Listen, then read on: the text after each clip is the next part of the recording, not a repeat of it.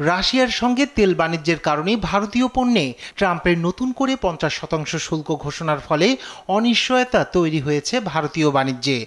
অনেকটা দিশেহারা হয়ে পড়েছে নয়াদিল্লি। এমন পরিস্থিতিতে ফোনে কথা বলেছেন নরেন্দ্র মোদী ও ভ্লাদিমির পুতিন।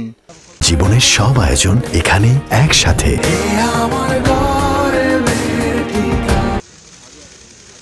ফোন আলাপে ইউক্রেন যুদ্ধ পরিস্থিতি এবং দ্বিপাক্ষিক এজেন্ডার অগ্রগতি সহ বেশ কয়েকটি গুরুত্বপূর্ণ বিষয় নিয়ে বিস্তারিত আলোচনা করেছেন ভারতের প্রধানমন্ত্রী ও রাশিয়ার প্রেসিডেন্ট। ফোন আলাপে দ্বিপাক্ষিক সম্পর্কের অগ্রগতি পর্যালোচনা করে ভারত রাশিয়ার কৌশলগত অংশীদারিত্ব আরও গভীর করার প্রতিশ্রুতি দেন তারা। শুক্রবার সামাজিক যোগাযোগ মাধ্যম এক্সের এক বার্তায় এ খবর জানান নরেন্দ্র মোদী।